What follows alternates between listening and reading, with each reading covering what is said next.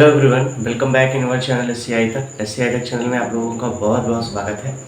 आशा करते हैं, उम्मीद करते हैं आपकी पढ़ाई बहुत ही अच्छी चल रही होगी। पिछले दिन हम लोगों ने डिस्कस किया था जे टॉमसन के एटॉमिक मॉडल के बारे में। जे टॉमसन ने अपने एटॉमिक मॉडल में बहुत सारी जानकारियाँ दी थी।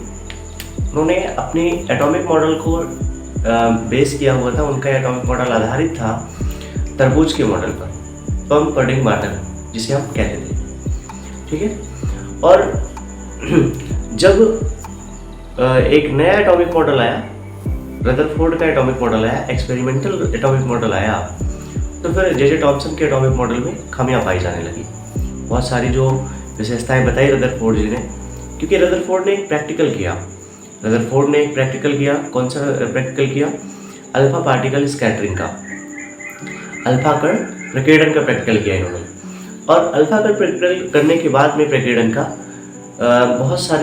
बहुत सारी विशेषताएं बताई इन्होंने एटम के बारे में। और अब जब नए नए तरीके की विशेषताएं बताई जाएंगी तो पुरानी चीज़ें गलत ठहरा दी जाएंगी, या पुरानी चीज़ों में कुछ न कुछ कमियां ढूंढी ही जाएंगी या पता लग जाएगी। ठीक है, तो नई चीज़ें खोजी गई रदरफोर्ड की, और जे टॉमसन की एटॉमिक मॉडल में क्या कमियां रही वो हम लोग आज चर्चा करने वाले हैं।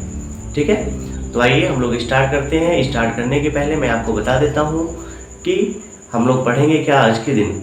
आज हम लोग पढ़ने वाले हैं पूरा का पूरा रदरफोर्ड ने क्या प्रैक्टिकल किया, कैसे अल्फा कण का प्रकीर्णन करवाया, और अल्फा कण प्रकीर्णन के द्वारा कैसे नाभिक की खोज हुई, ये हम लोग आज सीखेंगे। नाभिक की खोज भी आज समझ लेंगे कि कैसे हुई है, न्यूक्लियस की खोज कैसे हुई एटम की, वो भी आज हम लोग जानेंगे। तो चलिए जानते हैं कैसे इन्होंने प्रैक्टिकल किया। पहले जान लेते हैं रदरफोर्ड का अल्फा कण प्रकीर्णन। रदरफोर्ड ने प्रैक्टिकल किया अल्फा कण प्रकीर्णन का।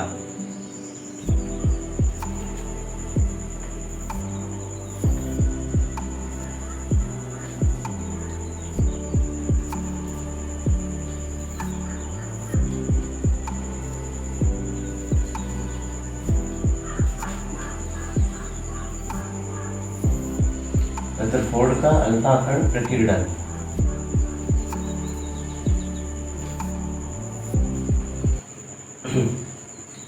Alpha particle scattering.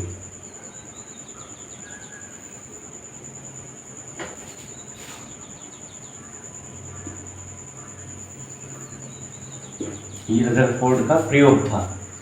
ठीक है, इसे हम बोल सकते हैं रदरफोर्ड का एक्सपेरिमेंट ऑफ रदरफोर्ड।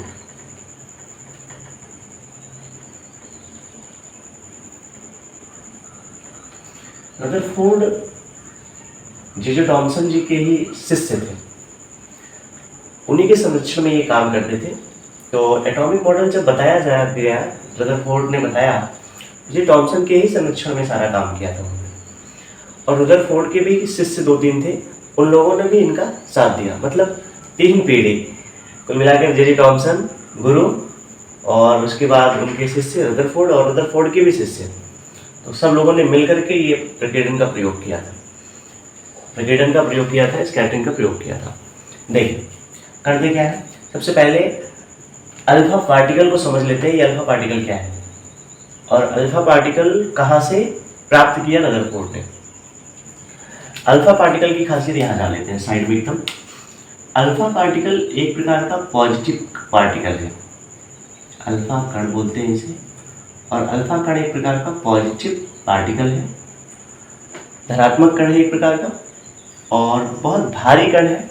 धनात्मक होने के साथ साथ भारी कण है, हैवी पार्टिकल है। और ये पार्टिकल किसके इक्वल होता है? तो हीलियम परमाणु के नाभिक के इक्वल होता है। ये हीलियम एटम के न्यूक्लियस के इक्वल होता है। सर, हीलियम एटम के न्यूक्लियस में क्या होता है?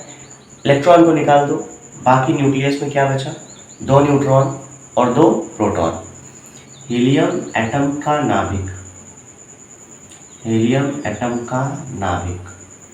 यानी न्यूक्लियस कौन होता है? अल्फा पार्टिकल होता है। और इस पर क्या होता है? 2 न्यूट्रॉन होता है प्लस 2 प्रोटॉन होता है। ठीक है, ये अल्फा पार्टिकल में पार्टिकल्स पाए जाते हैं, छोटे छोटे, बहुत भारी कण होता है ये। ठीक है। और ये प्राप्त कहाँ से होता है? रेडियो एक्टिव विघटन से, रेडियो एक्टिव डिकम्पोजिशन से प्राप्त होता है। ये रेडियो एक्टिव विघटन से ये अल्फा पार्टिकल प्राप्त होता है। Radio active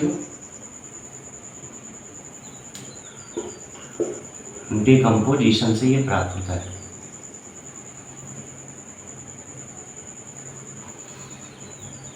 radio active decomposition से ये पार्टिकल प्राप्त करते हैं, अल्फा पार्टिकल। चलिए जानते हैं प्रैक्टिकल रदरफोर्ड का क्या करते हैं। इन्होंने एक सबसे पहली बात तो बड़ा एक रेडियो एक्टिव मटेरियल लिया।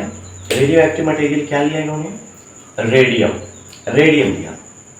ये लीजिए रेडियम ले लेते हैं हम लोग, रेडियम का टुकड़ा इन्होंने लिया।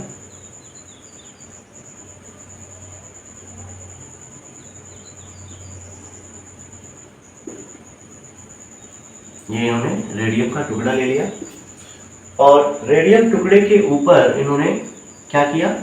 लेड ब्लैक की लेयर कवर्ड कर दी, लेड ब्लैक की पूरी चारों तरफ परत लगा दी। इसका मतलब क्या हुआ?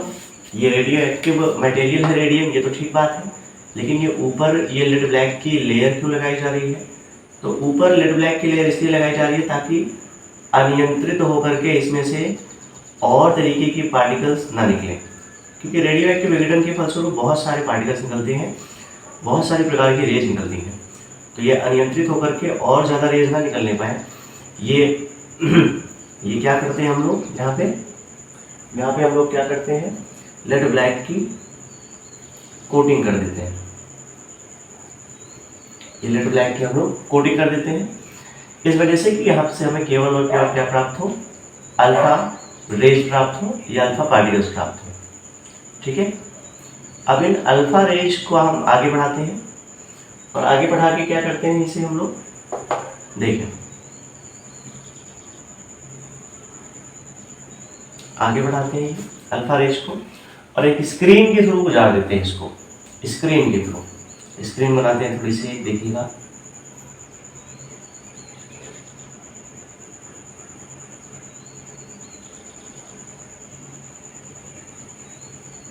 ये स्क्रीन ही बना रहे हैं और इस स्क्रीन के थ्रू इसमें इसकी स्क्रीन के अंदर इसमें पास करते हैं radio active particles, radio active rays से जो पार्टिकल निकला है अल्फा पार्टिकल को, ये स्क्रीन बन गई।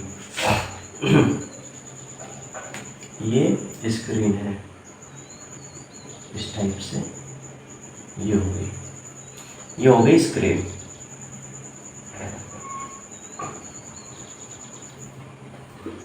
इस स्क्रीन में गुजारेंगे, क्या गुजारेंगे? Alpha particle. और इसी स्क्रीन के अंदर हम लोग रख रखेंगे क्या रख रखेंगे? गोल्ड फॉइल, सोने की पन्नी, और सोने की पतली पन्नी रख रखेंगे हम लोग। ये सोने की पतली पन्नी लगा देते हैं, गोल्ड फॉइल एक लगा देते हैं यहाँ पे अंदर स्क्रीन के। ये हो गई गोल्ड फॉइल, ये यहाँ लिख रहा हूँ मैं गोल्ड फॉइल।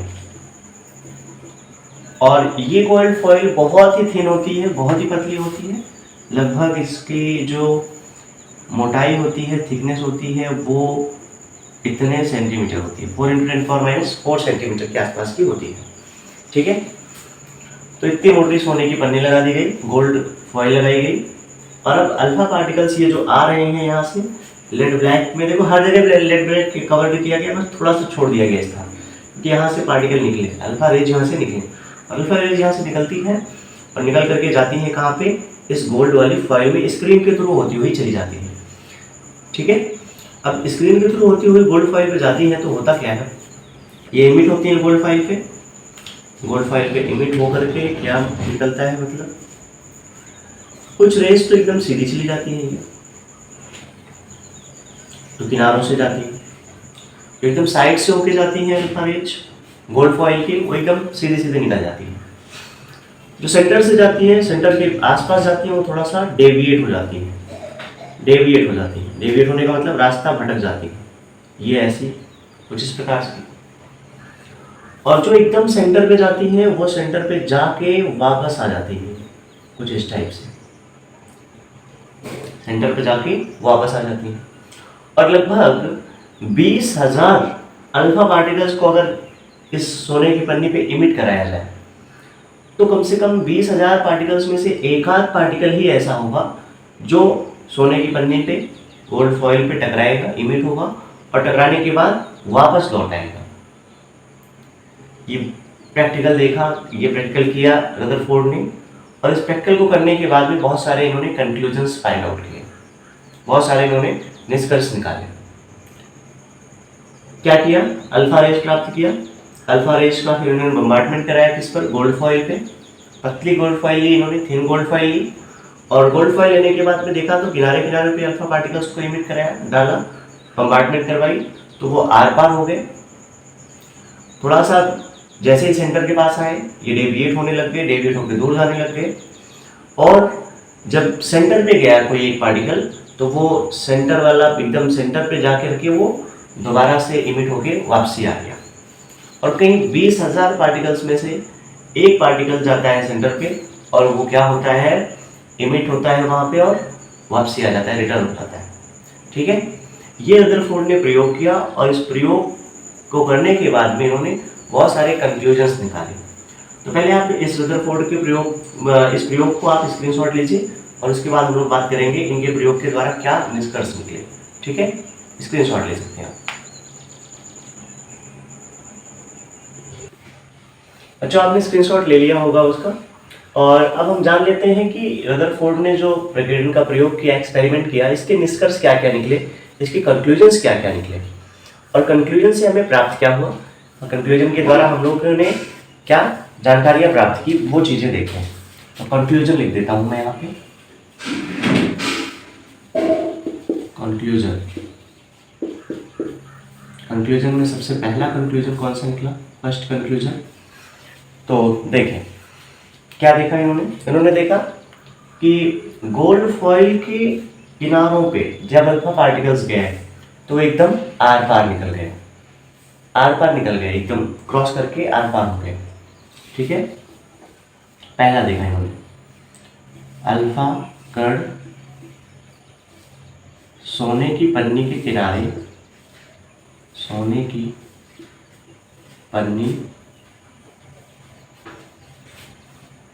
से किनारों पर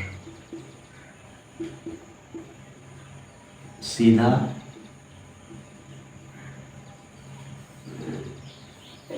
सीधा और आर पार होकर निकल गए। Alpha particles crossed gold foil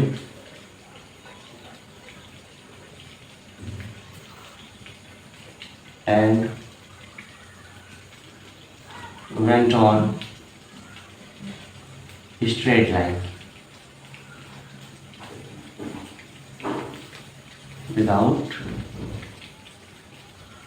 deviation, बिना डेविएट हुए सीधे क्रॉस कर गए गोल्ड फॉइल को। दूसरी बात इन्होंने क्या देखी? दूसरी बात इन्होंने देखी कि अल्फा पार्टिकल्स जैसे जैसे ही आते जा रहे थे किसके पास में? सेंटर के पास में, वैसे वैसे वो क्या हो रहे थे? चारों तरफ ये वैसे वैसे ये थोड़ा सा दूर भाग रहे थे। कहाँ से? सेंटर से।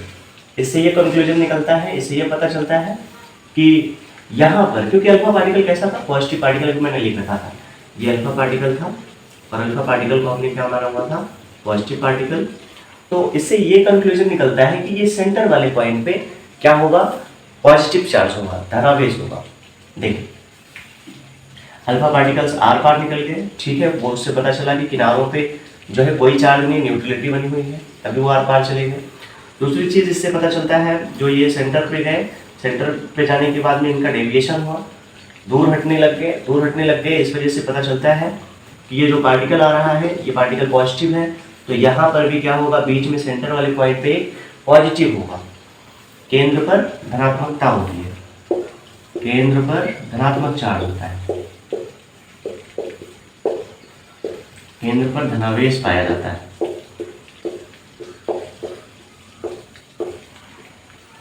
Positive charge present on centre,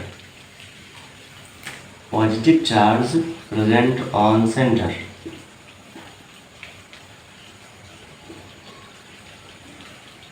present at centre. Positive charge present होता है सेंटर पे। कैसे पता चला? क्योंकि ये पॉजिटिव चार्ज था और सेंटर से ये दूर जाने लग गया, दूर हटने लग गया, इससे पता चला कि सेंटर पे पॉजिटिव चार्ज है। और सेंटर के इसी पॉजिटिव चार्ज को आगे चल के रदरफोर्ड ने न्यूक्लियस कहा।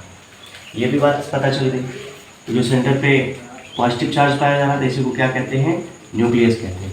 जो पॉजिटिव चार्ज है इसी को क्या बोल लेते हैं? बाद में बोला रदरफोर्ड ने, न्यूक्लियस, नाभिक कहा। ठीक है, इसी को इन्होंने न्यूक्लियस कहा। तो न्यूक्लियस की खोज किसने की? रदरफोर्ड ने की। और बताया कि न्यूक्लियस में 2 टाइप के पार्टिकल्स पाए जाते हैं। न्यूक्लियस में 2 टाइप के पार्टिकल, एक न्यूट्रल पार्टिकल होगा और एक पॉजिटिव पार्टिकल होगा। न्यूक्लियस में 2 टाइप के पार्टिकल, एक न्यूक्लियस में न्यूट्रॉन पाया जाएगा जिसे हम कहेंगे न्यूट्रल पार्टिकल, और एक प्रोटॉन पाया जाएगा जिसे हम कहेंगे क्या? Positive particle. और दोनों के योग को, दोनों के एडिशन को इन्होंने कहा न्यूक्लियॉन कहा, न्यूक्लियॉन कहा, न्यूक्लियॉन कहा। ठीक है, न्यूक्लियॉन का। ये कंक्लूजन निकला, एक्सपेरिमेंट हुआ, एक्सपेरिमेंट का कंक्लूजन निकला। और कंक्लूजन के बाद हम लोग, थोड़ा सा वीडियो लंबी ना हो इस वजह से, कंक्लूजन के बाद जो रदरफोर्ड का एटॉमिक मॉडल है उस मॉडल को हम नेक्स्ट वीडियो में कवर करेंगे। और एटॉमिक मॉडल को कवर करते हुए जो इनकी खामियां रह गई एटॉमिक मॉडल में वो भी साथ के साथ कवर कर लेंगे। तो मिलते हैं अगले वीडियो में। आशा करते हैं आपकी पढ़ाई बढ़िया होगी और आप पढ़ते रहिए। धन्यवाद।